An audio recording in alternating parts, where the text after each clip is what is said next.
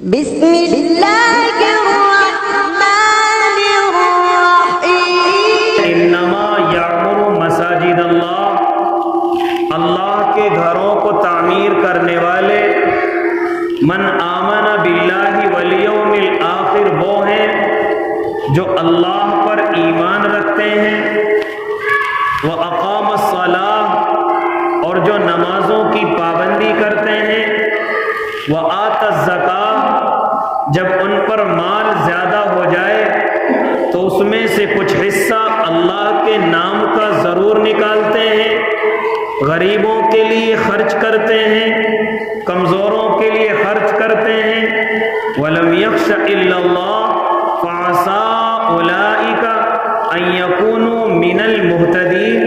پھر ان کی تعریف بیان فرمائی کہ شاید یہ لوگ کامیاب ہو جائیں، اور انہی لوگوں کو کامیابی کی ضمانت دی ہے۔ کن لوگوں کو؟ کہ جو اللہ کے گھروں کو تعمیر کرتے ہیں، اور اللہ کے گھروں کو تعمیر کرنے کا کام اللہ ہر کس و ناقص سے نہیں لیتا، ہر کسی سے نہیں لیتا، بلکہ اللہ رب العزت ان لوگوں کو پسند کرتا ہے کہ جو نمازوں کے پابند ہوتے ہیں، اور جو غریبوں کا خیال کرتے ہیں، اور جو اللہ پر یقین کرتے ہیں اور اس کے محبوب سے محبت کرتے ہیں۔ اللہ انہی لوگوں سے اپنے گھروں کو تعمیر کراتا ہے۔ یہ تخصیص اللہ نے کیوں کی ہے؟ اس تخصیص کی ضرورت کیا پڑی ہے؟ جانتے ہو اللہ اس زمین پر جتنے مکانات دیکھتا ہے، جتنے اس زمین پر جگہیں ہیں، اللہ سب سے زیادہ پسند اگر کسی جگہوں کو کرتا ہے تو وہ صرف اور صرف مسجدیں ہیں۔ اس لیے میرے اور آپ کے آقا صلی اللہ علیہ وسلم ارشاد فرماتے ہیں، احب البلاد الی اللہ مساجدها۔ اللہ جن گھروں کو سب سے زیادہ پسند کرتا ہے، اس زمین پر جو سب سے زیادہ اس کو جگہیں پسند ہیں، وہ صرف اور صرف اللہ کے گھروں کی جگہیں ہیں، وہ صرف اللہ کے گھر یعنی مسجدیں ہیں۔ اللہ ان گھروں سے سب سے زیادہ محبت کرتا ہے، اور خالی گھروں سے نہیں بلکہ جو گھروں میں آنے جانے والے ہیں، جو گھروں میں بیٹھ کر اللہ کو یاد کرنے والے ہیں، جو اللہ کے گھروں میں آ کر آنسو بہانے والے ہیں، جو اللہ کے گھروں میں آ کر صرف اللہ کی یاد میں بیٹھے یا کھڑے ہو کر اللہ کی عبادت کرتے ہیں، یا صرف جو بھی ان کا مسئلہ درپیش ہو وہ فوراً اپنے اللہ کے گھروں کی طرف روانہ ہوتے ہیں، وہ فوراً اللہ کے گھروں کی طرف آ جاتے ہیں۔ یعنی اگر انہیں کوئی خوشی ملے تو اللہ کے گھر کی طرف دوڑ پڑتے ہیں، اگر انہیں کوئی غم پہنچے تب بھی اللہ کی طرف دوڑ پڑتے ہیں۔ اسی طریقے سے اگر انہیں کوئی خوشخبری مل جائے، اگر انہیں کوئی پریشانی آ جائے، یہاں تک کہ اگر ان کا کوئی بھی مسئلہ ایسا آ جائے کہ جس کو وہ اللہ کے علاوہ کسی اور کے سامنے رکھنا نہیں چاہتے، وہ فوراً اپنے اللہ کے گھروں کے اندر آتے ہیں۔ تو اللہ جس طریقے سے گھروں سے محبت اپنوں سے کرتا ہے، اسی طرح گھروں میں آنے جانے والوں سے بھی محبت کرتا ہے۔ کیا فرمایا میرے اور آپ کے آقا نے کہ جب تم کسی کو نمازوں کے وقت پابندی کے ساتھ آتا دیکھو کہ نمازوں کے وقت میں فوراً اللہ کے گھر کی طرف کو دوڑ پڑتا ہے، اس کے ایماندار ہونے کی تائید کرو، اس کا ایمان والا ہونے کی تائید کرو کہ اللہ کا بندہ جب بھی وقت ہوتا ہے فوراً مسجد کی طرف دوڑ پڑتا ہے، جب بھی اللہ اس کو پکارتا ہے، جب بھی اللہ کا بندہ اس کو اللہ کی طرف بلاتا ہے، فوراً اللہ کی طرف دوڑ کر کے چلا آتا ہے۔ کیا فرمایا میرے اور آپ کے آقا نے؟ یہ اس کے ایماندار ہونے کی علامت ہے، یہ اس کے ایمان والا ہونے کی علامت ہے۔ ہاں میرے بھائی، تو جس طریقے سے اللہ اپنی مسجدوں سے محبت کرتا ہے، اسی طریقے سے اللہ مسجدوں میں آنے جانے والوں سے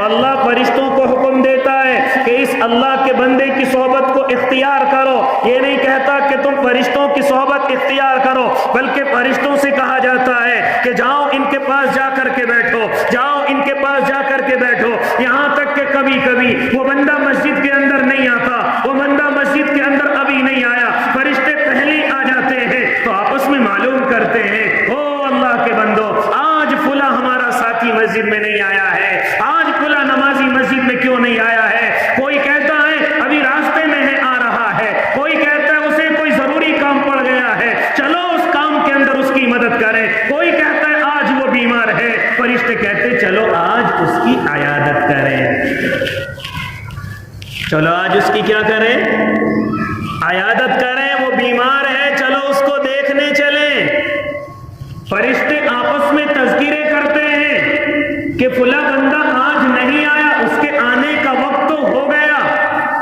کوئی کہتا ہے کہ اس کا ضروری کام ہے، فرشتے کہتے ہیں چلو اس کے کام میں مدد کرتے ہیں. کوئی کہتا ہے وہ تو بیمار ہے، چلو اس کی عیادت کرتے ہیں، اس کی شفا کے لیے دعا کرتے ہیں. یقین بندوں سے محبت ہو رہی ہے، یہ ان بندوں سے محبت ہو رہی ہے کہ جو اللہ کے گھروں سے محبت کرتے ہیں، مسجدوں سے محبت کرتے ہیں اور فوراً دوڑے ہوئے چلے آتے ہیں. اسی لیے میرے بھائی، اگر میں اور آپ اپنے آقا کی زندگی کو دیکھیں کہ جب میرے اور آپ کے آقا محمد عربی صلی اللہ علیہ وسلم مکہ المکرمہ کے اندر ہیں اور لوگوں نے پریشان کیا، اہل مکہ بڑا پریشان کرتے ہیں، بڑی بڑی مصیبتوں کے اندر ڈالتے ہیں. لہذا میرے آقا کو حکم ہو گیا کہ آپ مکہ المکرمہ کو چھوڑ دیجئے، آپ مدینہ المنورہ کی طرف روانہ ہو جائیے. چنانچہ صحابہ کو لے کر کے میرے اور آپ کے آقا مکہ المکرمہ کو چھوڑ چکے ہیں. جب مدینہ المنورہ کے اندر پہنچے ہیں، آپ مدینے کے اندر جاتے ہیں، جانتے ہو سب سے پہلا اعلان کیا کرتے ہیں؟ کیا اعلان ہوتا ہے؟ او اللہ کے بندو، ہم مدینہ منورہ کے اندر آئے ہیں، لیکن ہم یہاں سب سے پہلے اپنا مکان نہیں، اپنی بیویوں کا مکان نہیں، اپنے مہمانوں کے لیے کمرے نہیں، بلکہ سب سے پہلے اگر ہم یہاں کچھ بنائیں گے تو وہ اللہ کا گھر ہوگا. وہ کیا ہوگا؟ وہ اللہ کا گھر ہوگا. لہذا جگہ تلاش کی جائے، اللہ کے گھر کو تعمیر کیا جائے گا کہ جس میں اللہ کے بندے آ کر کے اللہ کو یاد کریں گے. حالانکہ اس امت کی خاصیتوں میں سے ایک خاصیت یہ ہے کہ اللہ نے اس پوری زمین کو اس کے لیے مسجد بنا دیا ہے. کہیں بھی سجدہ کرے اللہ قبول کرے گا، کہیں بھی نماز پڑھے اللہ اس کی نماز کو قبول کرے گا. لیکن میرے بھائی، جو فضیلت اللہ نے مسجد کی رکھی ہے وہ اور دیگر زمین کی نہیں رکھی ہے. نمازیں تو قبول ہو جائیں گی، فرضیت تو ادا ہو جائے گی، لیکن میرے بھائی جو ثواب اللہ مسجدوں کے اندر آتا نمازوں کا کرتا ہے وہ گھروں میں نہیں ملتا، وہ راستوں میں نہیں ملتا، وہ دوسری جگہوں پر نہیں ملتا. اللہ رب العزت اپنی مسجدوں کے اندر جب کوئی بندہ آ کر کے نماز ادا کرتا ہے تو اس کی نمازوں کے ثواب کو نہ جانے کتنا گنا بڑھا کر کے اس کو عطا کرتا ہے. یہاں تک فرماتے ہیں میرے اور آپ کے آقا کہ اگر کوئی بغیر عذر کے مسجد کی جماعت کو چھوڑ دے، میرا دل چاہتا ہے کہ میں مصلی پر کسی اور کو امام بناؤں اور میں گھروں کے اندر جاؤں اور جو لوگ جماعت کو چھوڑے ہوئے ہیں میں کوئی آگ کی لکڑیاں اکٹھی کروں اور ان کے گھروں کو جلا دوں. یہ کن لوگوں کو کہہ رہے ہیں جو بغیر عذر کے اپنے گھروں میں نمازیں پڑھتے ہیں. اسی لیے ان مسجدوں کے ثواب کو اللہ نے بڑا بڑھایا ہے. یہاں تک کہ اگر محلے کی مسجد ہے تو 25 سے 27 نمازوں کا ثواب، اگر جامع مسجد ہے تو 500 سے 700 نمازوں کا ثواب. اور اسی طرح اگر میں اور آپ مکہ المکرمہ میں پہنچ جائیں، اللہ سب کو جانا نصیب کر دے، تو وہاں ایک نماز کا 1,00,000 نمازوں کے برابر ثواب ہے. مسجد اقصی، مسجد نبوی 50,000 نمازوں کا ثواب ہے. اس سے زیادہ کہیں اور ثواب نہیں ہے. اس لیے معزز سامعین نظام، اللہ کے نبی صلی اللہ علیہ وسلم جیسے ہی مسجد نبوی کی تعمیر کے لیے اعلان کرتے ہیں اور کہتے ہیں اے میرے صحابہ چلو مسجد کی جگہ تلاش کرو، چلو مسجد کی جگہ کو دیکھیں. دیکھتے کہ اس جگہ کو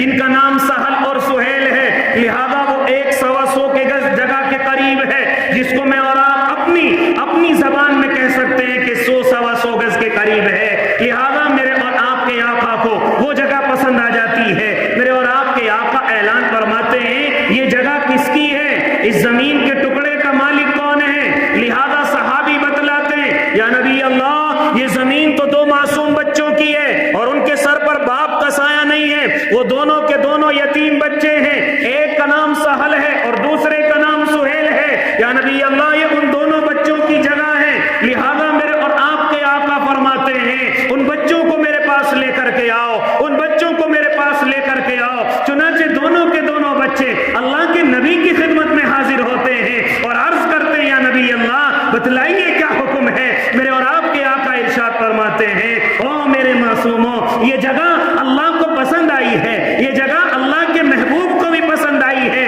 لہذا اس جگہ پر اللہ کا گھر تعمیر کرنا ہے۔ وہ بچے کہتے ہیں یا نبی اللہ یہ جگہ تو کیا چیز ہے، ہماری جانیں آپ کے لیے قربان ہے، ہمارے مال آپ کے لیے قربان ہے، یا نبی اللہ آپ فوراً اس جگہ کے لیے حکم فرمائیے، آپ فوراً اس جگہ پہ جو بھی حکم دینا چاہیں آپ کو کلی اختیار ہے، آپ اس جگہ کے لیے کوئی بھی حکم تجویز کر دیں، کوئی اجرت نہیں، کوئی قیمت نہیں۔ میرے اور آپ کے آقا ارشاد فرماتے ہیں نہ میرے بچوں تم یتیم ہو، تمہارے سر پر سایہ نہیں ہے، اگر ہم اسی طریقے سے تم سے قبول کر لیں تو تمہاری کفالت کس طریقے سے ہوگی؟ لہذا یہ کفالت کے لیے آپ کو کچھ نہ کچھ ہدیتاً ہمیں دینا ہوگا۔ وہ معصوم بچے کہنے لگے یا نبی اللہ ہماری کوئی گزارش نہیں ہے، لیکن جیسا آپ چاہیں آپ کی مرضی ہے۔ چنانچہ میرے اور آپ کے آقا نے اعلان فرمایا، کیا اعلان فرمایا؟ ہے کوئی اس زمین کی قیمت کو ادا کرنے والا، ہے کوئی جو اس زمین کی قیمت ان بچوں کو ادا کرے؟ لہذا صحابہ آپس میں دوڑ پڑے، لیکن چونکہ مہاجر صحابہ ہیں اپنا مال اور جائیداد تمام کی تمام مکہ المکرمہ کے اندر چھوڑ آئے ہیں، اور وہاں بھی کچھ غریب صحابی ہیں، ابھی اتنی مضبوطی نہیں ہے، لہذا دل کے اندر تو سب کے خیال آتا ہے، دل کے اندر تو سب کے جذبہ پیدا ہوتا ہے، لیکن اس جذبے پہ عمل کیسے کیا جائے کچھ موجود نہیں ہے۔ لہذا پورے مجمع میں سے ایک آواز آتی ہے یا نبی اللہ اس کی قیمت میں ادا کروں گا۔ صحابہ مڑ کر کے دیکھتے ہیں یہ قیمت ادا کرنے والے کون ہیں، اللہ کے نبی اعلان کریں اور صحابی اس اعلان کو مکمل نہ کریں، یہ تو کبھی نہ ہوا ہے نہ ہوگا۔ لہذا جیسے میرے اور آپ کے آقا نے اعلان کیا ہے کوئی اس زمین کی قیمت ادا کرنے والا، چنانچہ میرے اور آپ کے آقا کے اس مجمع سے ایک صحابی کی آواز آتی ہے یا نبی اللہ اس زمین کی قیمت میرے حصے کے اندر لکھ دیجئے۔ چنانچہ آقا جیسے ہی دیکھتے ہیں اس آواز کا دینے والا کوئی اور نہیں، وہ وہی ہے جو ہر کام میں سب سے آگے ہے، وہ وہی ہے جو ایمان قبول کرنے میں سب سے آگے ہے، وہ وہی ہے جو آقا کی حفاظت کرنے میں سب سے آگے ہے، وہ وہی ہے جن کو غار ثور میں کاٹا گیا ہے، وہ وہی ہے جو سب سے پہلے ایمان کے لیے ستائے گئے ہیں، ایمان کی دعوت کے لیے ستائے گئے ہیں، یہ وہی ہے کہ جن کو لوگ سمجھتے نہیں تھے کہ آقا کون ہے اور ان کے ساتھی کون ہیں، یہ وہی ہے جو ہر کام میں آگے بڑھنے والے ہیں، یہ وہی ہے جو سارا مال اور دولت اللہ کی راہ میں قربان کر کے راضی کرنے والے ہیں۔ لہذا جیسے پوچھے مڑ کر کے دیکھا یہ کوئی اور شخصیت نہیں، یہ وہ ہے کہ جب میرے اور آپ کے آقا اس دنیا سے تشریف لے جا رہے ہیں تو تمام صحابہ کی طرف مخاطب ہو کر کے ارشاد فرمایا تھا اور میرے صحابہ میں نے سب کے احسانوں کو اتار دیا ہے، لیکن ایک شخصیت ہے جس کے احسانوں کا بدلہ خود اللہ دے گا، آج اسی کی آواز اس مجمع سے نکلی ہے۔ وہ کون ہے؟ وہ کون ہے؟ وہ ہیں جن کو میں اور آپ حضرت ابو بکر صدیق کے نام سے جانتے ہیں۔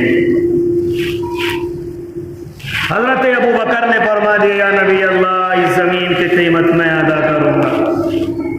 ابو بکر ہر طرح ہر سال ہر وقت کی طرح تم آج بھی سب صحابہ سے آگے نکل گئے، آج بھی سب صحابہ سے آگے نکل گئے۔ کیسے نکل گئے؟ میں نے بھی آپ کو بتلایا کہ مسجد نبوی میں ایک نماز پڑھنے کا ثواب 50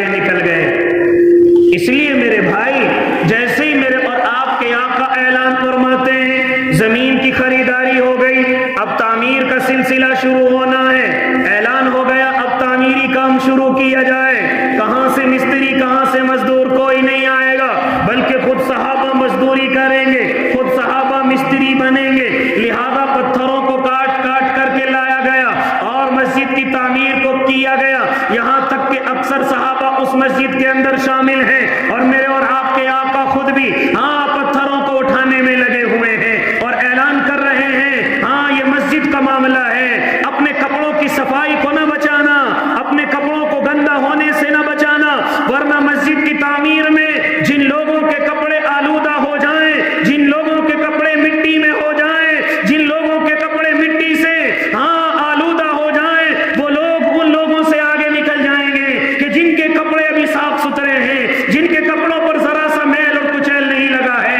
یہ گرد و غبار کوئی عام گرد و غبار نہیں ہے، یہ مسجد کا ہے، یہ اللہ کے گھر کا ہے، یہاں تک کہ اگر کوئی صحابی اپنے کپڑوں کو بچاتا ہے، میرے اور آپ کے آقا کہتے ہیں آگے نہیں نکل سکتے ان صحابہ سے جن کے کپڑے مسجدوں کی پتھر کی وجہ سے میلے ہو گئے ہیں۔ حضرت عمار رضی اللہ تعالیٰ عنہ، ہر صحابی ایک ایک پتھر اٹھا رہا ہے، حضرت عمار کی طرف میرے آقا نے نظر دوڑائی، دیکھتے ہیں کہ 2 پتھر اٹھائے ہوئے ہیں۔ عمار یہ بوجھ ہے، عمار یہ 2 پتھر تم نے کیوں اٹھا رکھے ہیں، کہیں گر نہ جائے، کہیں تمہارا پیر زخمی نہ ہو جائے۔ حضرت عمار فرماتے یا نبی اللہ، یہ ایک پتھر میرا ہے اور ایک پتھر میں نے آپ کی طرف سے اٹھایا ہے، اور ایک پتھر میں نے آقا آپ کی طرف سے اٹھایا ہے، آپ کی محبت میں اٹھایا ہے، آپ کی محبت میں یہ سب بوجھ برداشت ہیں۔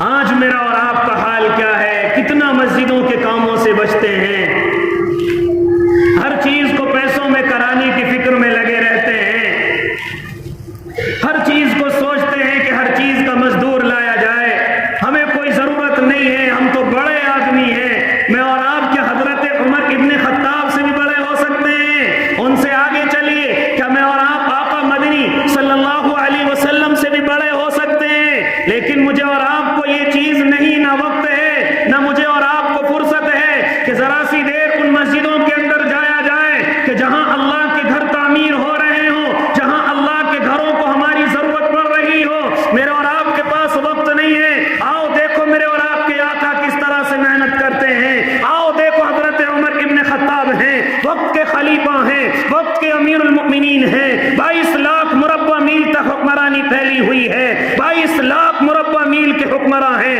آج کوئی دنیا کے اندر اتنا بڑا بادشاہ نہیں ہے، آج کوئی دنیا کے اندر اتنا بڑا حکمراں نہیں ہے کہ 22 لاکھ مربع میل کا مالک ہو، لیکن حضرت عمر ابن خطاب کہ جن کو دیکھ کر کے کیسر و کسرا کی نیند حرام ہے، کیسر و کسرا کے سر شرم سے جھکے ہوئے ہیں اور آپس میں مشورہ کرتے ہیں کہ وہ لوگوں حضرت عمر ادھر کا رخ نہ کر لیں ورنہ ہم خیریت سے نہیں رہیں گے، لہذا یہ دعا کرو کہ حضرت عمر ہماری طرف نہ آئے، لہذا یہ ڈر ان کو ستا رہا ہے، راتوں کی نیندیں ان کی اڑی ہوئی ہیں، لیکن اگر میں اور آپ حضرت عمر کی زندگی کو دیکھتے ہیں، آؤ دیکھو مسجد کے اندر ایک ٹوٹی ہوئی چٹائی پر درے کا سہارا لے کر زمین پر لیٹے ہوئے ہیں اور پڑے ہوئے ہیں، اور جب ہفتے کا دن آتا، جب ہفتے میں ایک دن آتا تو آپ کھڑے ہو کر کے اللہ کے نبی کی مسجد میں پہنچتے اور جا کر کے صفائی کرتے، جا کر کے اگر کوئی ان سے جھاڑو کھینچنے کی کوشش کرتا تو فرماتے او اللہ کے بندو، تمہیں معلوم نہیں ہے کہ اس کوڑے کرکٹ کو اکٹھا کرنے کا ثواب کیا ہے، میری حکمرانی ایک طرف اور یہ مسجد کی صفائی کرنا ایک طرف۔ آج تو میں اور آپ بڑے سیٹ بن گئے ہیں، مؤذن کو تنخواہ کس کام کی دے رہے ہیں، مسجد کے اندر 1-2 اور لا کر کے رکھے جائیں، لیکن مجھے اور آپ کو کچھ نہیں کرنا ہے، صرف باتیں بنانی ہے۔ کہاں سے لاؤ گے یہ ثواب، کہاں سے لاؤ گے کہ جس کے اندر علماء فرماتے ہیں اگر ایک کوڑے کا دانہ بھی ہم نے مسجد سے اٹھا کر باہر پھینک دیا، اللہ ایک درخت جنت کے اندر لگا دیتا ہے، کہاں سے لائیں گے میں اور آپ یہ ثواب، کہاں سے لائیں گے وہ فضیلت کہ جو اللہ کے نبی کے زمانے میں ایک عورت، غریب سی عورت کبھی کبھی آ کر کے مسجد کے اندر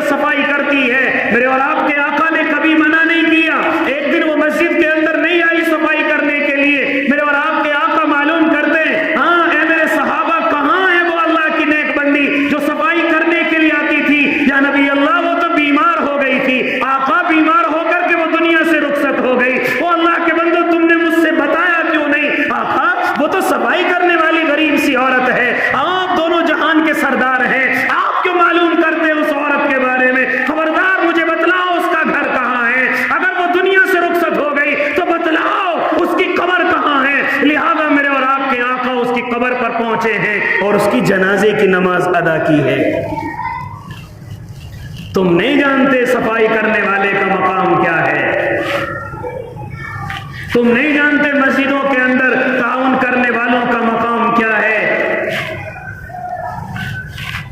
کچھ بھی نہیں ہے میں اور آپ، اور پھر بھی سب کچھ سمجھتے ہیں اپنے آپ کو۔ غور کریں ذرا، میں اور آپ ہیں کیا؟ ہم کسی بھی اعتبار سے میں اور آپ کچھ بھی نہیں ہیں، دنیا کے اعتبار سے بھی کچھ نہیں ہے۔ پوری دنیا کے اندر مجھے اور آپ کو ذلیل اور رسوا کیا جا رہا ہے، اور پھر بھی میں اور آپ جب مسجد اور مدرسوں کے معاملے آتے ہیں تو مجھ سے بڑا کوئی سیٹ نہیں ہے، مجھ سے بڑا کوئی نہیں ہے۔ اس لیے میرے بھائی، میرے اور آپ کے آقا محمد عربی صلی اللہ علیہ وسلم نے مسجدوں کی طرف بڑا اپنے ساتھیوں کو، اپنے صحابہ کو بڑا متوجہ فرمایا۔ اور کس طریقے سے متوجہ فرمایا؟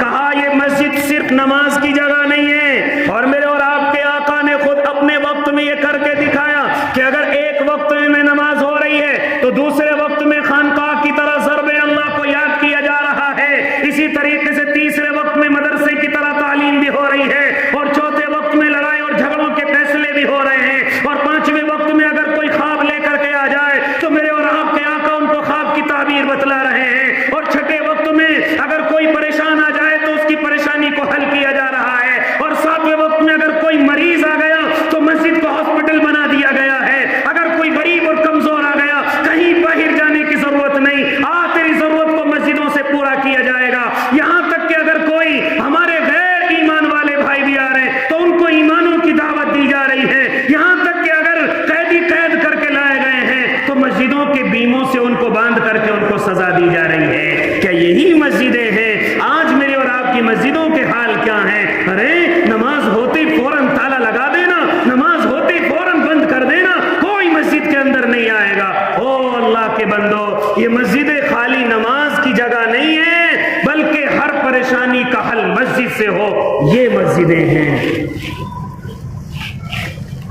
اللہ کے بندوں کی ہر پریشانی کا حل مسجدوں سے ہو۔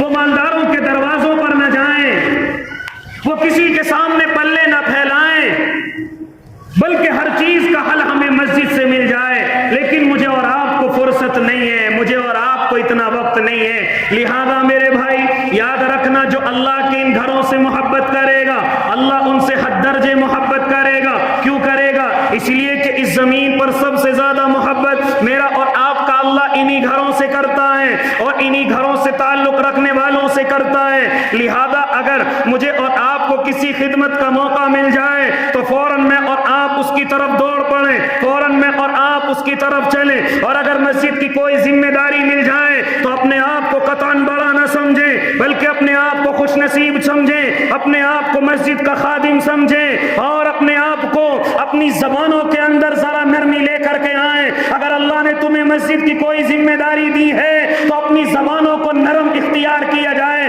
کیونکہ آپ سردار نہیں ہیں، آپ مسجد کے خادم ہیں، آپ کوئی بڑے بادشاہ نہیں ہیں، اللہ نے آپ کو خدمت کے لیے پکارا ہے۔ لہذا میرے بھائی، میرے اور آپ کے آقا یہی ارشاد فرماتے ہیں، تم مسجدوں کی بات کرتے ہو، اگر کوئی امیر بن جائے، اگر کوئی سردار بن جائے، اگر کوئی گورنر بن جائے، وہ سردار نہیں ہے، یہ سب تمہارے غلام نہیں ہیں، بلکہ تم سب کے خادم ہو۔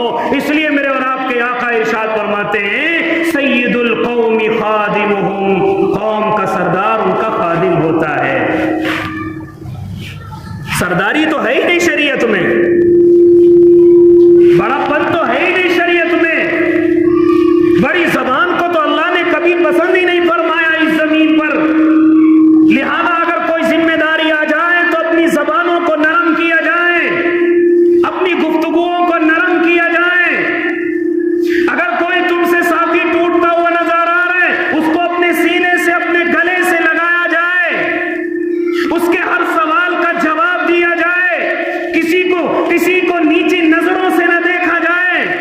سب کے سب ایمان والے ہیں، سب کے سب اللہ کے بندے ہونے کا شرط حاصل رکھتے ہیں۔ لہذا اگر کوئی ذمہ داری، کوئی خدمت مل جائے تو ایسے وقت میں اپنے آپ کو سنبھال کر کے رکھا جائے، ایسے وقت میں اپنے آپ کو اتنا سنبھال کر کے رکھا جائے کہ کہیں اگر اللہ کی پکڑ آ جائے تو تو محفوظ رہ سکے۔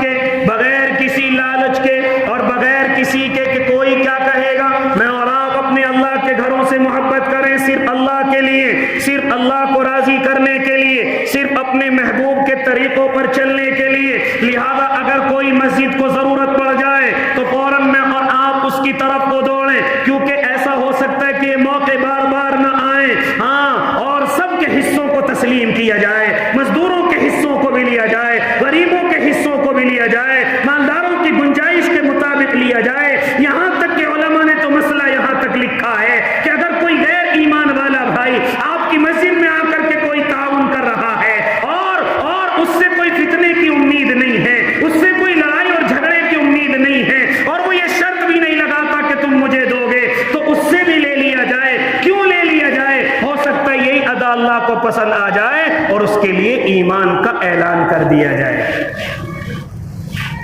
اس لیے غیر ایمان والے بھائیوں سے بھی لیا جا سکتا ہے، اس کے لیے شریعت کے اندر کوئی منع نہیں ہے۔ اس لیے میرے بھائی سب کا حصہ، ورنہ یاد رکھنا، میں ایک حدیث اور اللہ کے نبی کی آپ کے سامنے بیان کرتا چلوں۔ جانتے ہو، من بنا مسجدا للہ بنا اللہ لہ بیتا فی الجنہ، اگر کوئی اس زمین پر اللہ کا گھر تعمیر کرتا ہے، اللہ اس کے لیے محل تیار کرا دیتا ہے۔ یہاں وہ اینٹیں لگا رہا ہے، وہاں اللہ اس کے لیے ہیرے اور جواہرات سے محل سجا رہا ہے۔ اور یہ خالی ان کے لیے نہیں کہ جو پوری پوری مسجدیں تعمیر کرا کر کے دیتے ہیں، نہ بھائی، اگر کوئی جیسی اس کی اللہ نے گنجائش رکھی ہے اسی کے مطابق وہ کرتا ہے، اللہ اس کے لیے بھی گھر تعمیر کرتا ہے۔ کوئی آ کر کے نیک مشورہ دے دیتا ہے، اس کے مشوروں پر عمل کیا جاتا ہے، اللہ اس کے لیے بھی محل تیار کرتا ہے۔ اس کے پاس کچھ نہیں ہے، صرف وقت آ کر کے ذرا سی مزدوری کر دیتا ہے، اللہ اس کے لیے بھی محل تیار کر دیتا ہے۔ آؤ تمہیں اس بات کو ایک مثال سے سمجھاتا چلوں۔ آپ نے بغداد کے ایک بادشاہ کا نام سنا ہوگا جس کو میں اور آپ ہارون رشید کے نام سے جانتے ہیں۔ یہ بڑے نیک اور متقی پرہیزگار ہیں۔ ایک مرتبہ چونکہ بادشاہوں کی عادت ہے کہ وہ تعمیر کرانے میں اپنی بڑی دلچسپی رکھتے ہیں، بڑے بڑے محلوں کو تعمیر کرانا، بڑی بڑی مسجدوں کو تعمیر کرانا، آج بھی ان کی نشانیاں آپ کو مل جائیں گی کہ وہ تعمیروں میں کتنی دلچسپی لیا کرتے تھے۔ اس طرف میں بات کو نہیں لے جاتا، بس اتنا کہتا ہوں کہ ہارون رشید نے بغداد کی سرزمین پر اعلان کر دیا، اور اعلان یہ کرا کہ وہ لوگوں، میں اس بغداد کی زمین پر اللہ کا گھر تعمیر کراؤں گا، اور میں اس کو اپنے ذاتی پیسے سے کراؤں گا، لہذا کسی سے کوئی چندہ نہیں لیا جائے گا، لہذا کسی سے کوئی تعاون نہیں لیا جائے گا، اور سرکاری خزانے سے بھی کوئی پیسہ نہیں لیا جائے گا۔ ہارون رشید جو اس کا اپنا ذاتی پیسہ ہے، لہذا میں اس پیسے سے اپنی مسجد کو تعمیر کروں گا، اللہ کے اس گھر کو تعمیر کروں گا، لہذا یہ اعلان ہو گیا۔ تمام کے تمام بغداد والوں نے یہ اعلان سن لیا، لیکن ایک مزدور ہے جو بیچارہ بڑا غریب ہے، اس نے جب یہ اعلان سنا فوراً روتا ہوا اللہ کے گھر میں پہنچا۔ اللہ یہ کیسا وقت آ گیا کہ اب تیرے گھر میں تعمیر کرنے کی ہمیں اجازت نہیں ہے، اب تیرے گھر میں کچھ کام کرنے کی ہمیں اجازت نہیں ہے، کیا یہ مالدار اپنے پیسوں کے ذریعے پر اترائیں گے اور ہمارا کوئی حصہ نہیں ہوگا؟ یہ دعا مانگ کر کے باہر چلا اور دن کے اندر مزدوری کی۔ ہاں، مزدوری کر کے یہ اللہ کا نیک بندہ پورے دن مزدوری کی، اور شام کو اس کو مزدوری کے پیسے ملے ہیں، اینٹ والے کے پاس گیا ہے اور کہا کہ ان پیسوں کی جتنی اینٹ آتی ہو وہ اینٹیں مجھے لا کر کے دے دو۔ چنانچہ اس مزدور کو ان اینٹوں والوں نے کو 2-4 اینٹیں لا کر کے دے دی۔ جب رات کا اندھیرا ہو گیا اور سب سو گئے، اب کوئی دیکھنے والا نہیں، جہاں بادشاہ کی اینٹیں رکھی ہوئی تھی چپکے سے جا کر کے ان میں اینٹیں ملا کر کے آ گیا۔ اگر ویسے دوں گا تو بادشاہ قبول نہیں کرے گا، لہذا اس طریقے سے بادشاہ میرا حصہ دیکھ نہیں پائے گا، سمجھ نہیں پائے گا۔ لہذا اللہ کا گھر تعمیر ہو گیا، مکمل سج کر کے تیار ہو گیا۔ بادشاہ ایک رات میں سویا ہوا ہے، جیسی رات میں سویا خواب کے اندر پہنچا ہے، جنت کے اندر ٹہل رہا ہے مسجد کی وجہ سے۔ اللہ رب العزت نے اس کو 2 محلوں پر اس کی نظر پڑوائی۔ ایک محل پر نام لکھا ہوا ہے ہارون رشید کا، اور دوسرے محل پر نام لکھا ہوا ہے اسی کے مزدور کا۔ لہذا اس نے اپنے محل میں جا کر کے ٹہلا، اور پھر اس میں سے نکل کر مزدور کے یہاں جاتا ہے۔ روک لیا گیا، کہاں جا رہے ہو؟ کہا کہ یہ محل ہے۔ کہا نام ذرا دیکھ لیجئے، اس پر فلاں مزدور کا نام لکھا ہوا ہے، آپ کا اس میں کوئی حصہ نہیں ہے، آپ کا اس میں کوئی بھی حصہ نہیں ہے. لہذا وہ کہتا ہے ہارون رشید، او اللہ کے فرشتوں، یہ مزدور بھی تو میرا ہی ہے، لہذا رعایا کے مال سے تصرف کرنا یہ میرا حق ہے. اگر میں اس کے یہاں جنت میں جانا چاہوں تو مجھے کیوں روکا جا رہا ہے؟ کہا کہ وہ دنیا کا معاملہ ہوگا، یہاں جس کو جنت، جس کو محل ملا ہے وہ اسی کا ہے، یہاں کوئی حق آپ کا نہیں ہے. دنیا کے اندر ہوگا جیسا معاملہ ہوگا. لہذا روک لیا گیا. بادشاہ صبح کو اٹھا ہے، کہا کہ فلاں مزدور کو تلاش کر کے لاؤ. فلاں مزدور کہاں ہے؟ چنانچہ ان کے سپاہی تلاش کر کے لائے. ارے میں نے تمہارا جنت کے اندر محل دیکھا ہے، کیا وجہ ہے؟ اور بالکل ایسا ہی محل ہے جیسا میرا ہے، بالکل ایسی جگہ ہے جیسی میری ہے، بالکل ایسا ہی سجایا گیا ہے جیسا میرے محل کو سجایا گیا ہے.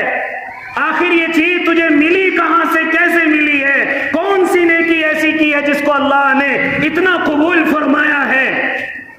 لہذا مزدور سوچنے لگا، میری کوئی نیکی نہیں ہے، آپ تو بادشاہ ہیں، آپ کی نیکیاں تو اللہ قبول کر رہا ہے، لہذا میری تو کوئی ایسی نیکی نہیں ہے. اسی طریقے سے بادشاہ اعلان کرتا ہے کہ نہیں نہیں، تمہیں بتلانا پڑے گا. چنانچہ مزدور نے بڑی دوڑ دھوپ کے بعد بتلایا، او اللہ کے بندے ہارون رشید، میرے کوئی نیکی یاد نہیں آتی. ہاں ایک مرتبہ جب تم نے مسجد کی تعمیر کا اعلان کیا تھا اور منع کر دیا تھا کوئی تعاون نہیں دے گا، کوئی اس میں چندہ نہیں دے گا، میں صرف اپنی کمائی سے اس کو مکمل کراؤں گا، تو اس وقت میں رات کے اندھیرے میں نے کچھ اینٹیں تمہاری اینٹوں میں چھپا دی تھی. ہارون رشید کی آنکھوں میں آنسو آ گئے. ارے میں نے کیوں اپنی رعایا کو روکا؟ جب پوری مسجد بنانے پر بھی اتنا ثواب اور ہلکی سی ایک دو اینٹیں دینے پر بھی اتنا ثواب، تو میں کون ہوں جو لوگوں کو روک سکتا ہوں؟ اعلان کر دیا یہ مسجد سب کی ہے، غریب کی بھی ہے، امیر کی بھی ہے، گورے کی بھی ہے، کالے کی بھی ہے، ہر کسی کی ہے. جو جس طریقے سے تعاون کرنا چاہے، جو جس طریقے سے استعمال کرنا چاہے، جو بھی آنا چاہے، کوئی پابندی کسی کے لیے نہیں ہے، کیونکہ میں اپنی آنکھوں سے اس کے محل کو دیکھ کر کے آ رہا ہوں. اس لیے میرے بھائی آج میں اور آپ بڑے پیچھے ہیں، اس لیے ارادے کریں کہ انشاءاللہ جب جہاں بھی اللہ کے گھر تعمیر ہوں گے، ہم اس کے اندر جیسی بھی اللہ نے ہمیں گنجائش دی ہے، انشاءاللہ ہم ان گنجائشوں کے مطابق اپنی مسجد کا تعاون کریں گے نا انشاءاللہ. تو اس وقت میں آپ کی مسجد میں